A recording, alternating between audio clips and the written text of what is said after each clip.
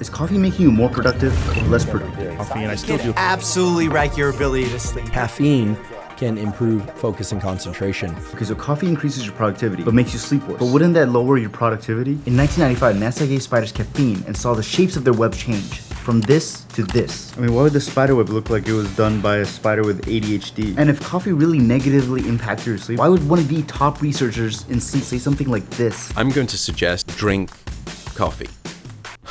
To find out, I'm putting it to the test. I'm not drinking any caffeine for the next 7 days. And by the end of the video, I'll share with you my biggest revelation on coffee and why I now only drink it once a week on Saturday. And to test the NASA experiment, I'm gonna draw a portrait of my girlfriend before and after caffeine and see which one she likes better. But as I started this challenge, I was met with my first difficulty. It's a lot harder to wake up in the morning when you don't have a dopamine boost waiting for you at the beginning of it. I'd also feel a massive slump during the middle of the day, which is when I would usually drink more coffee. It's like the middle of the day right now.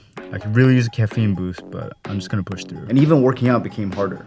I felt like I had less energy and I really had to push through to finish my workout. Whereas it'd be really easy whenever I drink a cup of coffee right before. I feel like this was one of the things I missed the most about drinking coffee. Having like a great pump in the gym. And the reason for that is because caffeine essentially works by blocking adenosine receptors in your brain, which causes the urge to sleep. And I definitely use caffeine in that way as a crutch to get out of bed. Another thing that caffeine does is that it increases the activity of dopamine receptors. When I would drink caffeine, I would definitely feel a boost in motivation and creativity, which is caused by a higher amount of dopamine. I started reading this book called Caffeine Blues, which talks about some of the negative side effects of caffeine and how it can cause side effects like altering your mood, mind, and behavior, and even cause stuff like anxiety and depression, which actually makes me think about the very first time that I had coffee. I was a freshman in college and I was a computer science student, which meant that I had to pull a lot of all-nighters. My roommate, he encouraged me to try out coffee. I remember so vividly the first few times I tried it, it was so disgusting. I just like couldn't get into it. But noticing how it would keep me more focused during classes and make it easier to work out, I just kept drinking it every time I go to the dining hall. Pretty soon I was addicted to it and I even like started to like the scent of coffee. And reading this book, I realized a lot of the negative side effects in how I would feel day to day was really caused by long-term coffee usage. But even though the book talked about a lot of the negative side effects of caffeine, I still felt like I had a lot of benefits from drinking coffee for all those years. I mean, I don't think I would have been able to finish those assignments or even get my degree if I never had a sip of coffee throughout college. If coffee was all negative, then why has it been used for centuries? And why would people keep drinking it generation to generation? But as I went through the next couple of days, I couldn't help but notice the massive benefits that quitting coffee was giving me, which was an earlier bedtime and improved quality of sleep. I'm so sleepy. Normally I'll be sleeping at like 2 a.m., but it's actually 10:30. I'm gonna go to bed early.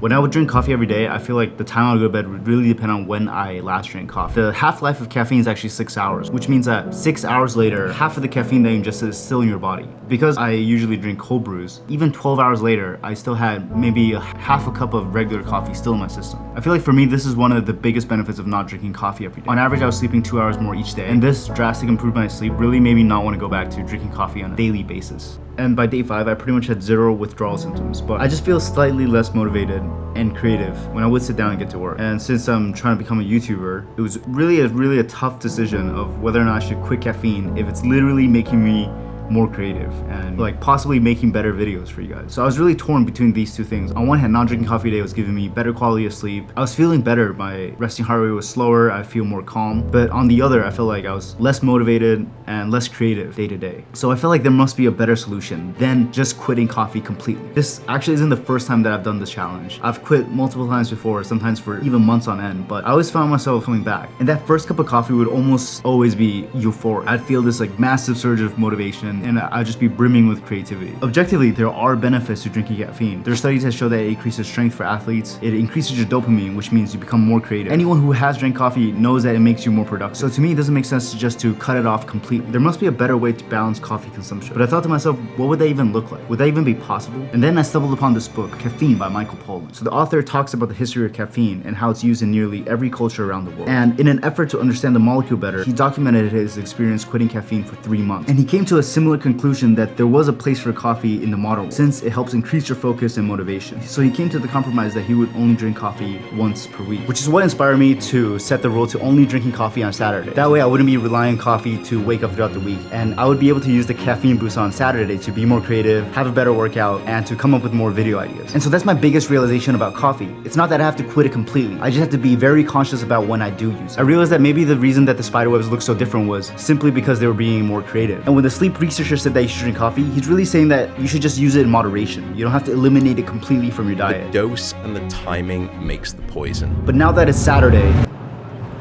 do you like it? I love love it. I keep Do you it. like it? Which one do you like? This one. You can tell, kind of tell it's me. The hair is there.